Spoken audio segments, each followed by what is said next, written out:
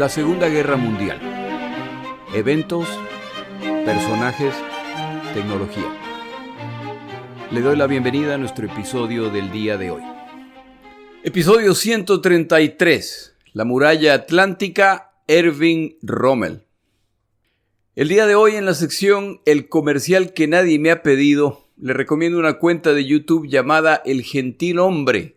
Este es en una sola palabra. El autor habla del socialismo y de la Unión Soviética. Explica las diferencias entre socialismo y comunismo, entre otras tantas cosas. Habla de muchos temas, pero este es el que me trajo hacia su página. Empezamos nuestro episodio. El ataque alemán contra el oeste de Europa se produce en 1940, aproximadamente 8 meses después de la invasión a Polonia. Esos meses que son conocidos como la Guerra Farsante, en el que aparentemente no pasa mucho, sirve a los alemanes para preparar estos ataques. Tras puertas cerradas, los países neutrales buscan garantías de Alemania de que no serán atacados. Está claro que la guerra no ha terminado, ya que británicos y franceses han declarado la guerra a los alemanes como resultado de la invasión y posterior desmembramiento de Polonia. Cuando los alemanes lanzan los ataques, la campaña inicial es contra Dinamarca y Noruega. Los alemanes saben que los británicos están considerando invadir Noruega como acción preventiva por el temor a un ataque alemán. Al final, el ataque alemán se adelanta al aliado por días y esto les permite a la larga dominar esta nación. Un mes más tarde se producen las invasiones de Holanda, Bélgica, Luxemburgo y Francia y se supone que ahora sí empieza una gran y muy larga guerra entre alemanes y franceses y británicos, tal como en la Primera Guerra Mundial. Sobre todo ya que los franceses cuentan con el mejor ejército europeo en el papel, y porque los británicos han además enviado su fuerza expedicionaria para reforzarlos. Para sorpresa y horror del mundo, franceses, británicos, belgas y tropas de otras tantas naciones caen derrotadas aparatosamente por los alemanes. Contra todo pronóstico, los alemanes han derrotado a casi todos sus oponentes en el oeste de Europa en apenas un par de meses. Los únicos que resisten son los británicos, que han tenido que escapar apresuradamente hacia sus islas, abandonando la mayor parte de su equipo de guerra. A pesar del escape británico, la victoria alemana parece inminente. A través de la amenaza de la Operación León Marino, Hitler intenta obtener otro triunfo político al intentar que los británicos se rindan ante la amenaza de desembarcos alemanes en Inglaterra. Esta operación nunca ocurre al concluir los alemanes que carecen de fuerzas para completar exitosamente esta operación y la negativa de Churchill a rendirse. Le sigue entonces la batalla de Gran Bretaña, que tenía el objeto de derrotar a la Fuerza Aérea Británica, pero el resultado final es la primera derrota alemana en la Segunda Guerra Mundial. Contra toda predicción, ya se acerca el final de 1940 y los británicos, ahora dirigidos por el intransigente Winston Churchill, están ampliando el conflicto. Si no pueden derrotar a los británicos, los alemanes al menos tienen que asegurarse de blindar el oeste europeo en preparación para el verdadero objetivo de esta guerra, su ataque contra la Unión Soviética. Luego de la caída de Francia, los alemanes empiezan a fortificar los puertos franceses por su cercanía a Gran Bretaña, así como instalar baterías costeras para repeler potenciales intentos británicos de regresar al continente. Hitler ha concluido que los británicos resisten con la esperanza de que los soviéticos se sumen a la guerra, lo que resultará en que Alemania pelee a dos frentes. Como el plan de Hitler es invadir la Unión Soviética y está convencido de que esto no será complicado, decide proceder con el plan a pesar de haber sido incapaces de derrotar a los británicos. Una vez derrotada la Unión Soviética, los británicos se quedarán sin opciones y tendrán que capitular. Alemania invade la Unión Soviética en junio de 1941 y las cosas van magníficamente bien hasta que ya no van tan magníficamente. Para finales de 1941, los alemanes ya se dan cuenta de que derrotar a la Unión Soviética es una tarea mucho más complicada que va a requerir una larga guerra y siguen con el problema británico en el oeste. Como es razonable pensar que a medida que se alarga la guerra, las divisiones de combate estacionadas en Francia y el oeste europeo deberán ser utilizadas en la Unión Soviética, lo que debilitará este frente, a finales de 1941 Hitler decide que es hora de reforzar la que él llama la Muralla Atlántica, un sistema defensivo costero que se extiende desde la costa noruega al norte hasta la costa francesa al sur y que busca proteger la que él llama la Fortaleza Europa. Uno de los pasatiempos favoritos de Hitler era diseñar la Nueva Berlín, la capital del Imperio Germano que durará 1000 años. Esta ciudad está destinada a convertirse en la capital más fabulosa del planeta, la admiración y envidia de todas las naciones. En esta ocasión se distrae de esos planes y se dedica a dar instrucciones detalladas respecto a las defensas costeras europeas, incluyendo el número y tipo de búnkers, el calibre de las piezas de artillería y las defensas adicionales. Estas serán construidas por la organización Todt, utilizando mano de obra esclava secuestrada de los países conquistados. El objetivo es crear el sistema de defensa más poderoso que requiera el número mínimo de combatientes. Como tantos otros planes de Hitler, el papel lo aguanta todo, pero es otra cosa construir lo diseñado. Pero si ganan esta guerra, el botín es ilimitado, por lo que hay que intentarlo. Las operaciones especiales lanzadas por los británicos periódicamente mantienen en una alerta permanente a los alemanes que ven cómo sus instalaciones de submarinos o sus puertos son atacados por fuerzas especiales en una de las operaciones más espectaculares de esta guerra. ¿Son estos simples actos de acoso o son preparativos para desembarcos? En 1942, los británicos, utilizando fuerzas principalmente canadienses, lanzan un ataque de desembarco en Dieppe, el cual va desastrosamente mal para los aliados. Los alemanes matan, hieren o capturan a 4.000 de los 8.000 combatientes canadienses que desembarcan y, para colmo, las pérdidas aéreas también han sido muy graves. Uno de los tantos efectos de esta operación es confirmar a los alemanes la necesidad de fortalecer sus defensas costeras.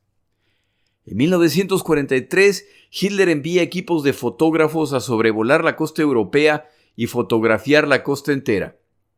Los resultados, una vez que se junta toda la información, son desalentadores. Lo construido hasta el momento está lleno de vacíos que permitirían desembarcos en múltiples puntos. Para 1943 ya la guerra no va bien. Los aliados ya se encuentran en Italia y apoyan además a las milicias que resisten a los alemanes en Grecia, Yugoslavia, así como a movimientos de resistencia en distintos países. El más famoso de todos, la resistencia francesa. Este año también se está consolidando el poder aéreo aliado, por lo que está quedando claro que los desembarcos en el oeste europeo, la fuerza alemana probablemente será incapaz de detener a los aliados. La muralla atlántica debe ser fortalecida y Hitler ordena que se complete para finales de 1943. Se inicia el proyecto y, de acuerdo a Albert Speer, ministro de Infraestructura de Hitler, construir las instalaciones ordenadas les toma más de 17 millones de metros cúbicos de concreto y 1.2 millones de toneladas métricas de hierro. Como estos materiales de algún lado tienen que salir, es la industria de blindados la que pierde este recurso, lo que impacta a otras áreas de esta guerra. Todo este proyecto de construcción refuerza la muralla atlántica, pero no cambia la realidad de que existen grandes vacíos en la costa. Los alemanes están construyendo su propia línea Maginot, tal como lo hicieron los franceses en su momento. A finales de 1943, cuando los alemanes ya han sufrido desastres en el Atlántico, en el norte de África, en Italia, incluyendo que su aliado ha cambiado de bando, en Grecia, en Yugoslavia y sobre todo en el oriente europeo en su pelea contra la Unión Soviética, Hitler emite la Directiva 51, en que ya se empieza a notar la desesperación que se está apoderando del líder alemán. Esta orden, en resumen, afirma que La lucha contra los bolcheviques, que ya cumple 2 años y medio, ha tomado una parte considerable de las fuerzas armadas alemanas. La emergencia continúa y ahora se ha sumado un peligro mayor, la clara posibilidad de desembarcos aliados en el oeste de Europa. Hitler explica la diferencia. En el frente oriental, la extensión territorial es tan grande que incluso sufriendo derrotas, la posibilidad de un golpe mortal contra lo que él denomina el sistema nervioso alemán sigue siendo remota y pueden potencialmente detener a los soviéticos. En el oeste es muy distinto. El oeste es muy distinto. Si los aliados logran desembarcar en Europa y abrir un frente amplio, entonces están en grave peligro. Que no se le olvide al oyente que la principal zona industrial alemana es el Valle de Ruhr, que se encuentra muy cerca de la frontera francesa. Hitler continúa. Es aparente que los desembarcos podrían ocurrir en la primavera de 1944, quizás antes. Él ya no puede permitir el debilitamiento de las fuerzas en el oeste en nombre de la defensa en el frente oriental. Hitler anticipa ataques en distintos puntos, incluyendo ataques de distracción, tal vez en Dinamarca. Reconoce que cuando se realicen los desembarcos, la fuerza total enemiga se lanzará contra las defensas costeras y Hitler reconoce que el tiempo se les está acabando. Ordena que se multipliquen los esfuerzos de construcción de estas defensas sabiendo que están llegando al límite de su capacidad. Las baterías pesadas antitanque van en camino. Tanques deberán ser parcialmente enterrados para que actúen como baterías de artillería. Se deben instalar grandes baterías para repeler ataques navales, artillería antipersonal, minas, etc. Este armamento se concentrará en los sitios más probables de ataque, es decir, los puertos. Hitler se ve obligado a aceptar el hecho de que los sitios menos probables de desembarco carecerán del armamento deseable. La clave para detener a los aliados cuando invadan, de acuerdo con Hitler, serán fuerzas móviles que se despacharán al sitio del desembarco para enfrentar a los aliados. Es fundamental continuar su entrenamiento y desarrollar planes detallados para movilizar estas fuerzas inmediatamente al punto donde se las necesite. Las fuerzas aérea y naval alemanas deben estar listas a mandar todo lo que tengan para enfrentar los desembarcos cuando se inicien. Con esta orden general, emite directrices más específicas para las distintas ramas de las Fuerzas Armadas y exige que se reporte el progreso mensualmente. Los desembarcos aliados se vienen y les queda poco tiempo para prepararse. A finales de 1943, Hitler toma una decisión adicional. Asigna el fortalecimiento de la muralla atlántica a uno de sus comandantes favoritos, Erwin Rommel. Nacido el 15 de noviembre de 1891, de padres dedicados a la educación y con un padre con experiencia militar, pero no de tradición militar prusa. Es por esta razón que Rommel no es von Rommel, como tantos otros Vons entre los comandantes alemanes principales. Von Rundstedt, von Manstein. En su juventud, todo parece indicar que Erwin Rommel sería probablemente maestro de una escuela luterana. Al acercarse a los 18 años no ha tomado una decisión respecto a su profesión, por lo que su padre le recomienda que ingrese al ejército. No necesariamente como su profesión, pero para desarrollar disciplina. En 1910, Erwin Rommel se enlista, completa su entrenamiento y es enviado a una academia para oficiales que muestran potencial. A los pocos años se desata la Primera Guerra Mundial y Rommel combate destacándose por su valor y capacidad como comandante, por lo que recibe la Cruz de Hierro, la condecoración alemana de más alto nivel. Al terminar la guerra, tal como el resto de Alemania, se dedica a reconstruir la nación y tal como Hitler ha experimentado la camaradería de las trincheras, la cual contrasta claramente con la Alemania dividida después de la guerra. A pesar de su juventud, al asignársele tareas de control civil, sigue siendo parte del ejército, muestra sabiduría, procurando evitar el uso de la fuerza contra la población. Conoce a Hitler en 1934, cuando los nazis ya están en el poder, al inspeccionar Hitler su regimiento.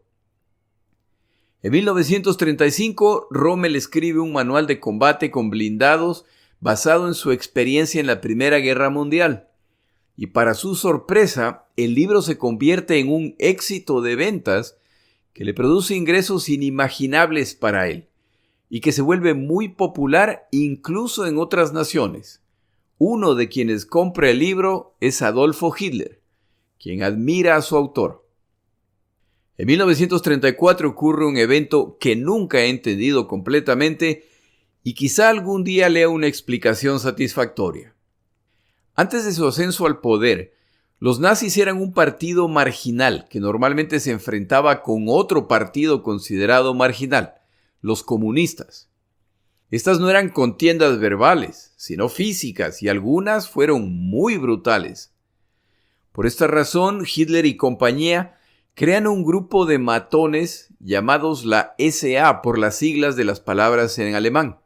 Serán más conocidos como las camisas marrones y son la fuerza de choque del partido. A medida que la membresía del partido crece, este grupo va creciendo en tamaño y autoridad, y su líder, Ernst Röhm, poco a poco va ganando poder. Cuando Hitler llega al poder, en cierto momento a través de un simple decreto, los miembros de la SA adquieren autoridad policial, lo que los ubica al mismo nivel de la policía tradicional. Los matones de esquina ahora están a cargo del control civil. Su poder sigue creciendo y Röhm ya planea que las Fuerzas Armadas, que en aquel momento, debido a las restricciones del Tratado de Versalles, podían tener un máximo de 100,000 miembros, deberán ser absorbidas por su grupo, que para el momento ya supera los 2 millones de miembros. Esto alarma no solamente a las Fuerzas Armadas alemanas, sino a algunos de los compinches más cercanos a Hitler, Goebbels y Himmler, quienes deciden conspirar contra Röhm y logran, con la autorización de Hitler, acusar a Röhm de que está planeando una rebelión contra Hitler. Se lo captura así como a sus comandantes principales y en una noche de tremenda violencia, conocida como la Noche de los Cuchillos Largos, las SA pierden a su liderazgo salvajemente ejecutado por supuestamente conspirar contra Hitler. Inicialmente, Hitler no quería ejecutar a Röhm, quien le ha servido bien por muchos años, pero es convencido por Goering y Himmler, y Röhm también es ejecutado sin que exista un juicio de por medio. El pueblo alemán rechaza la violencia, pero la conclusión a la que llega es que Hitler ha restaurado el orden en algo que se estaba saliendo de control. Esta tolerancia creciente en el pueblo alemán respecto a la violencia hacia otros, al final le pasará una gran factura a este pueblo. Se produce entonces el evento que mencionaba hace un momento. Las Fuerzas Armadas alemanas, por su propia voluntad, no forzadas por Hitler o uno de sus secuaces, deciden escribir un juramento que los militares deberán repetir si desean permanecer en las Fuerzas Armadas. Lo repito, sin presión de parte de Hitler, las Fuerzas Armadas alemanas, agradecidas con él por haber eliminado la amenaza de ser absorbidas por las SA, ordenan que todo militar alemán repita y obedezca el siguiente juramento. Ante Dios hago este santo juramento, que daré mi obediencia incondicional al líder del Reich alemán y del pueblo, Adolfo Hitler, comandante supremo de las Fuerzas Armadas, y como un valiente soldado estaré en todo momento preparado para dar mi vida por este juramento. Tamaña monstruosidad. Imagine que el día de mañana en su país, las Fuerzas Armadas deciden realizar un juramento obligatorio declarando no que su fidelidad le pertenece a la nación o a la Constitución, ni siquiera a la posición de presidente, Su obediencia incondicional le pertenece a un individuo. Esto en condiciones normales debería ser un escándalo. Pero estamos en 1934 y Adolfo Hitler está devolviendo la autoestima al pueblo alemán. Está realizando un milagro económico y el mundo nuevamente mira a Alemania con respeto. Se puede ignorar algún pecadillo.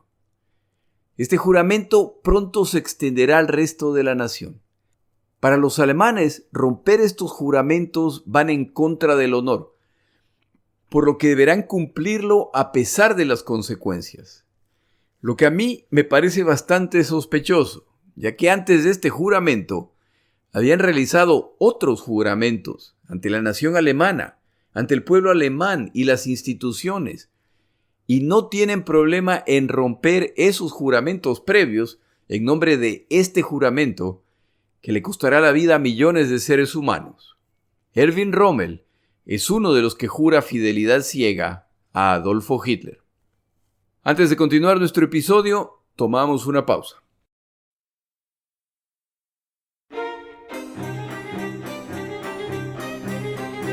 Palabras de Churchill.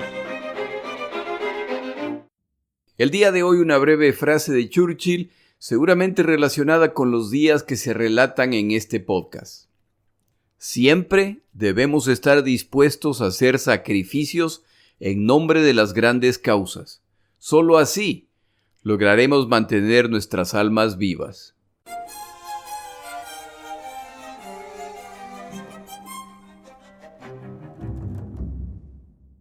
Erwin Rommel ha combatido en esta guerra y los detalles de sus batallas han sido compartidos en otros episodios de este podcast. Admirado por alemanes y por sus enemigos, es sin duda el más reconocido de los generales alemanes. Hay quienes piensan que es el mejor general alemán en esta guerra y hay quienes piensan que ni de lejos. Desde el inicio de su involucramiento, queda claro que no es fácil de comandar. Participa en la invasión de Francia y llega hasta la costa atlántica tras avanzar muy agresivamente, lo que casi lo mete a él y a su división en graves problemas. Más tarde es enviado a Libia a reforzar a los italianos con instrucciones claras de no lanzarse al ataque, simplemente está ahí para estabilizar el frente. Al llegar a Libia, se lanza al ataque y para sorpresa de todos, pone a los británicos en retirada, lo que inicia su fama. Más tarde en esta campaña le recomiendan que detengan los ataques contra Egipto hasta asegurar Malta, la fastidiosa isla mediterránea desde donde se atacan los convoyes que se despachan a África.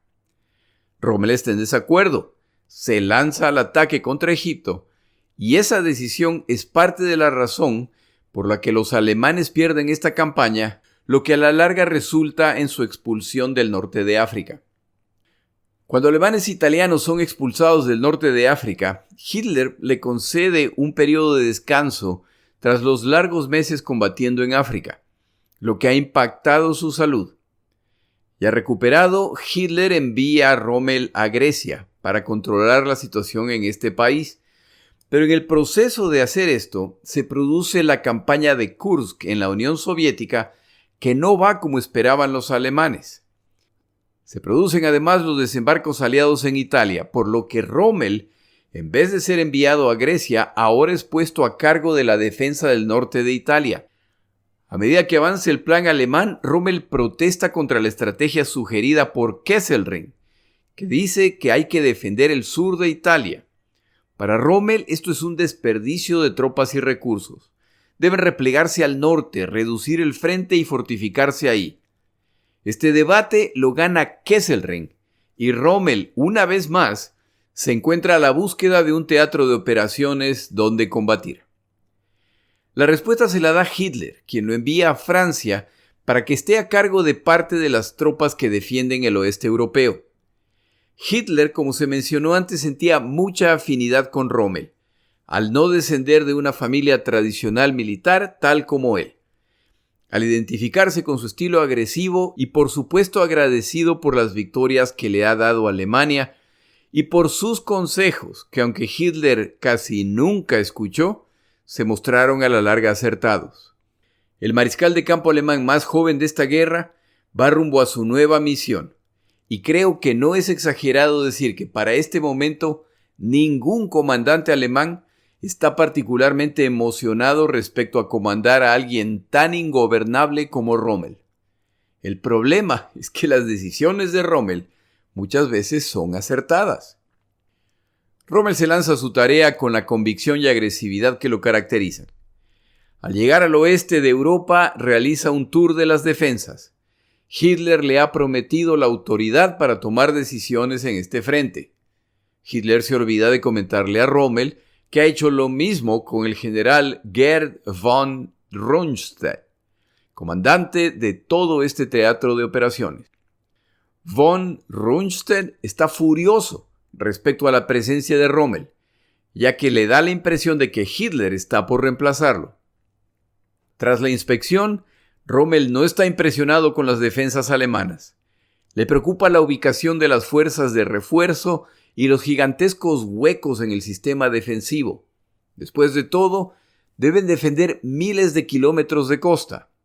De acuerdo al plan diseñado por Hitler, deberían existir 15.000 posiciones defensivas principales, lo que parece un montón, pero no lo son. 20 posiciones defensivas por cada kilómetro de costa, aunque al final Hitler se contentará con 10. Estas posiciones deberán ser defendidas por 300.000 combatientes, más 150.000 en reserva. También suena como una gran cantidad, pero es una fracción de lo que tienen en la Unión Soviética. Decide que entre 450.000 y 500.000 combatientes deberían ser capaces de detener a los que intenten desembarcar. Para cuando Rommel llega a Francia, solo una fracción de este listado está completa. Y parte de la razón son las demandas del frente oriental, donde las cosas se siguen complicando. Por esta razón, una gran cantidad de mano obra esclava ha sido enviada para completar este proyecto. Rommel concluye que la muralla atlántica es nada más que un objeto propagandístico más para el pueblo alemán que para sus enemigos, quienes, él no tiene duda, están al tanto de su verdadera condición. Rundstedt y Rommel se reúnen para revisar sus conclusiones. Y estos dos individuos han entendido que tienen que tolerarse y que al final tienen la misma misión. Hitler, en su sabiduría, los ha puesto a los dos en una situación incómoda que ninguno disfruta. Rommel envía a Hitler su reporte inicial, el cual en resumen indica que las fuerzas con las que cuentan en la zona son inadecuadas, que se debe anticipar que la Marina y la Fuerza Aérea alemanas no jugarán un papel importante cuando ocurran los desembarcos, que los puntos más fuertes de defensa están en los puertos y que incluso esos son insuficientes. Las fuerzas terrestres carecen de medios para ser móviles y tienen un déficit gigantesco de minas. Y para colmo, cada comandante local entrevistado tiene sus propias ideas respecto a cómo enfrentar los desembarcos. No existe una política conjunta al respecto. A todo esto hay que sumarle la escasez de combustibles que ya padecen.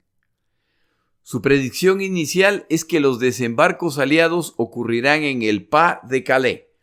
A medida que pase el tiempo, esta predicción cambiará. Predice además que los desembarcos estarán acompañados de bombardeos aéreos y navales y de ataques con tropas aerotransportadas. En su opinión, las defensas costeras no resistirán. Su única opción es repeler los desembarcos en las playas. Para este momento de la guerra ya se va notando el debilitamiento general de las fuerzas armadas alemanas, lo que se demuestra en la edad de los combatientes que siguen recibiendo. Combatientes mayores de 30 años o menores de 19 se están volviendo más y más comunes. Se siguen multiplicando los combatientes étnicamente alemanes. Lo que esto quiere decir es gente que años antes hubiera sido rechazada por no cumplir los altos estándares raciales alemanes, pero que para este punto de la guerra ya son aceptables. Existen además tropas de las naciones conquistadas, incluyendo soviéticos, que han preferido pelear con los alemanes en vez de sufrir las privaciones y potencial muerte como prisioneros. Esas tropas se multiplican en el oeste de Europa para relevar a alemanes que son enviados al frente este a combatir a los soviéticos, y las pérdidas se siguen multiplicando. Algunas de las divisiones con las que cuenta Rommel en este sector son divisiones de élite, que se encuentran en Francia recuperándose luego de haber sido destrozadas en los combates contra la Unión Soviética. Hitler sigue debilitando las defensas en Noruega, Bélgica e incluso Francia para enviar tropas al frente este contra la Unión Soviética y a Italia. Rommel concluye, basado en los factores previos, que la mejor opción para la defensa es el uso exhaustivo de minas. Quiere minas antipersonal, minas antitanque, minas navales contra embarcaciones grandes y contra embarcaciones de desembarco, minas a control remoto y, por supuesto, decenas de miles de kilómetros de alambres de púas.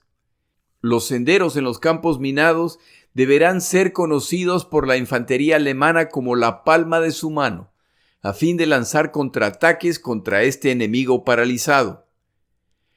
A quienes se encuentran en Francia recuperándose de sus heridas de guerra o descansando, Rommel les comunica que el periodo de recuperación ha terminado. Se encuentran ahí para combatir la invasión que se acerca. Rommel necesita que sus tropas y comandantes desarrollen un nuevo nivel de urgencia. Después de todo, Francia a lo largo de esta guerra ha sido uno de los destinos favoritos de los combatientes alemanes. Buen clima, buena infraestructura, libres de combates excepto por actos periódicos de sabotaje, buen vino, gente guapa, es decir, el destino deseable para cualquier combatiente al que no le importa que alguien más gane la guerra por él. Y esta actitud se nota a todos los niveles. En los años desde el inicio de la ocupación de Francia, 1.700.000 minas han sido plantadas por los alemanes. Rommel solicita que le despachen 2 millones de minas por mes, y como no existen trabajadores suficientes para instalar estas minas, Rommel ordena que las tropas dividan su tiempo entre plantar minas y sus tareas militares. Su objetivo es plantar una mina cada 9 metros de costa, con una profundidad de 900 metros. Estos campos minados alternarán minas antipersonal y minas antitanque. Iniciarán entonces la segunda etapa, que requiere una mina cada 9 metros con una profundidad adicional de 800 metros. Este plan requiere que los alemanes planten cada mes más minas de las que han plantado durante la guerra entera, y al final requerirá aproximadamente 40 millones de minas, 20 por cada una de las etapas descritas. Rommel también crea cinturones de defensa en el mar, los cuales diseña asumiendo que los aliados desembarcarán con marea alta, a fin de minimizar la distancia que las tropas deberán recorrer. Se preparan además trampas contra paracaidistas y contra planeadores.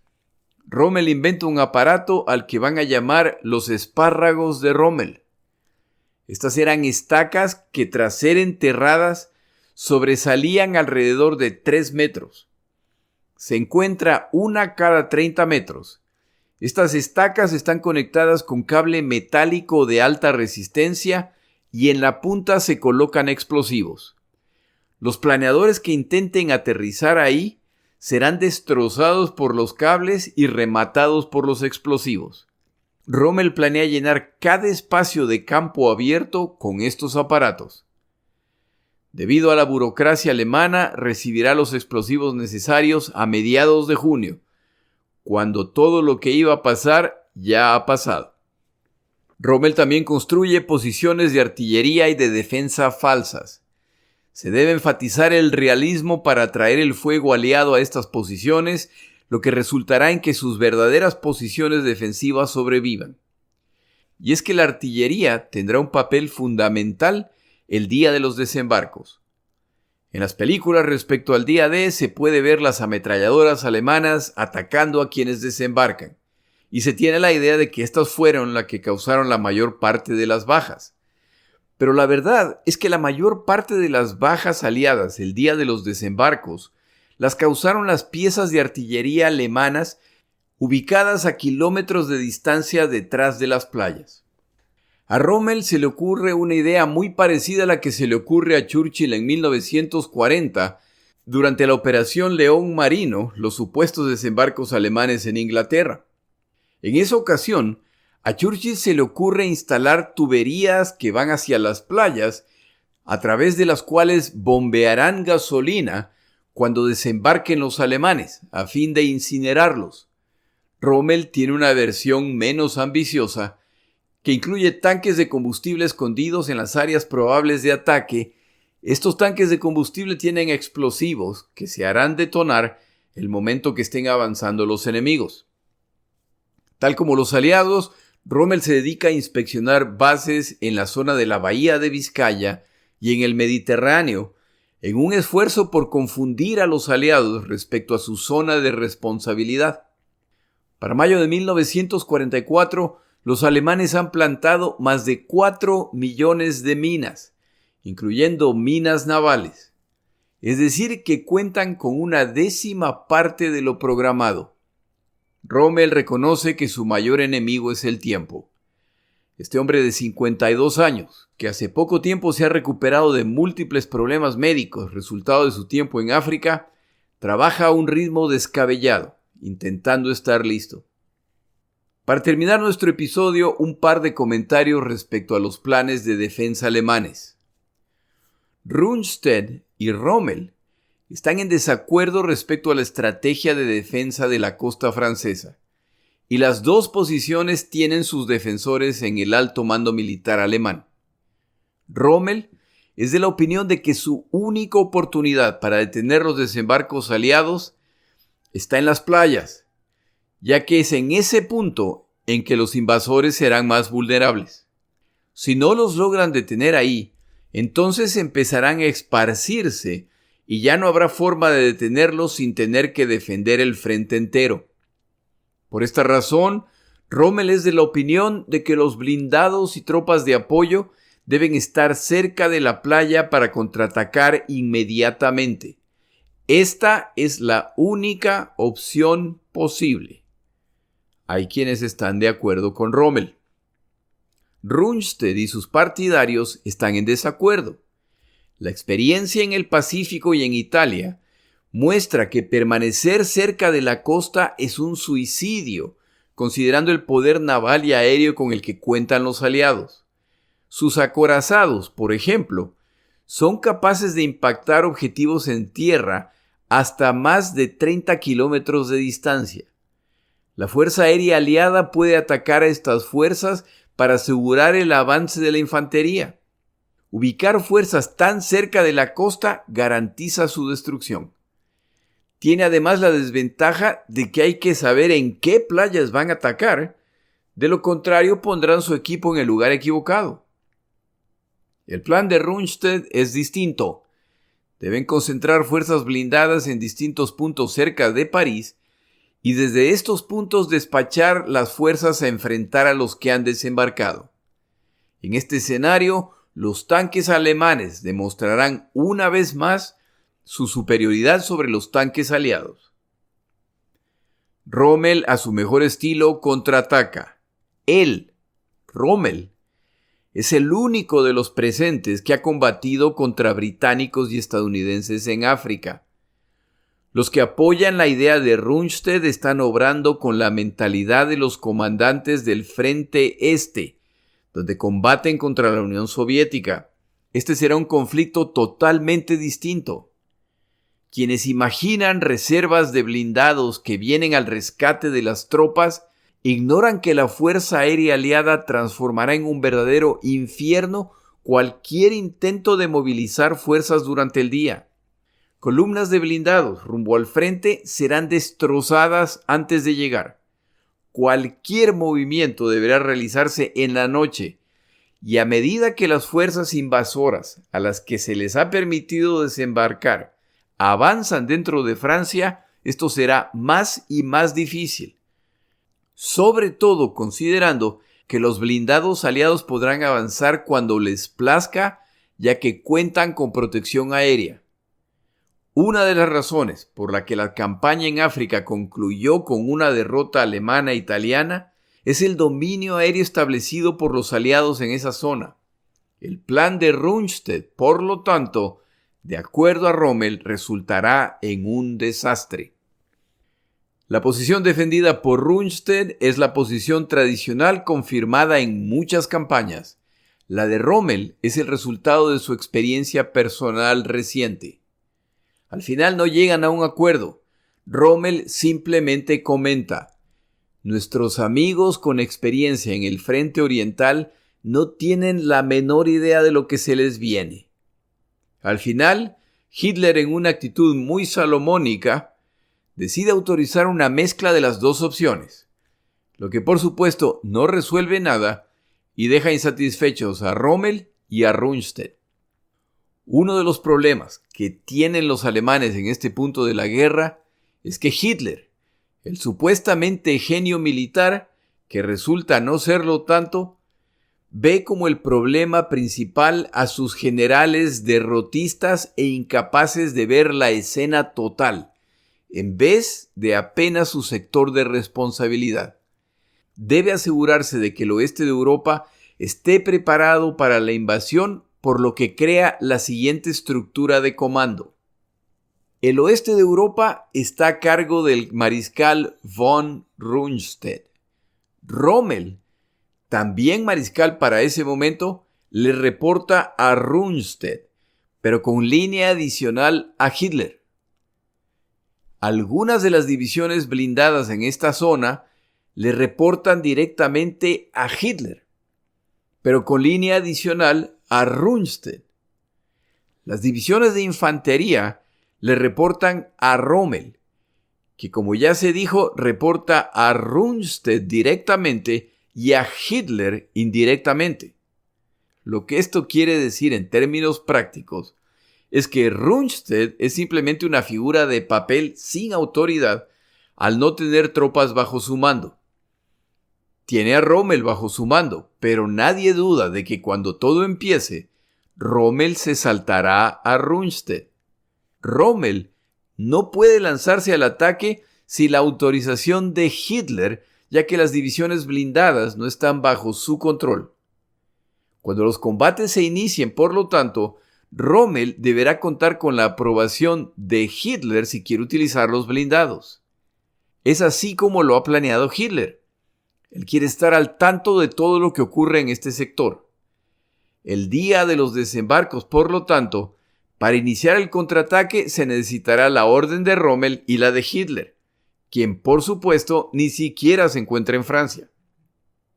Si lo descrito no fuera suficiente, la Fuerza Aérea y la Marina alemana en la zona caen bajo otra estructura de comando, por lo que su participación y papel no es determinado por Rommel o por Rundstedt. Depende de lo que apruebe Goering, cabeza de la Fuerza Aérea, o Dönitz, cabeza de la Marina de Guerra. Y tal como en todas las otras naciones, los celos entre las ramas de las Fuerzas Armadas y su deseo de demostrar su superioridad sobre las otras puede tener un impacto considerable en el resultado final. Con esta magnífica estructura de comando, ¿qué podría salir mal? La esperanza de Hitler para este punto de la guerra en que las cosas ya van bastante mal es rechazar los desembarcos aliados en Europa de la forma más contundente y rápida posible. Si logran hacerlo, Hitler estima que les tomará a británicos y estadounidenses al menos un año preparar el siguiente intento de desembarco. Este período lo utilizará Alemania para enviar la casi totalidad de las fuerzas en el oeste de Europa al este para intentar de una vez derrotar a los soviéticos. Si derrotan a los soviéticos, entonces fuerzas alemanas serán enviadas de regreso al oeste de Europa para sellar definitivamente esta zona a los desembarcos aliados. Es decir, que a mediados de 1944, Hitler está convencido de que Alemania todavía puede ganar esta guerra. Pero para este momento todo depende de rechazar los desembarcos aliados en el oeste de Europa. En el siguiente episodio continuamos con el tema del día D. Esta es una historia que se presta para muchas exageraciones, por lo que en el siguiente episodio hablamos de las más comunes. Mi nombre es Jorge Rodríguez. Gracias por acompañarme. Para información adicional respecto a este episodio, las notas de este podcast, que incluyen la narración de este episodio, así como acceso a resúmenes, videos, documentales y materiales adicionales gratuitos disponibles en el Internet, por favor vaya a Amazon y busque el libro La Segunda Guerra Mundial, Eventos, Personajes, Tecnología.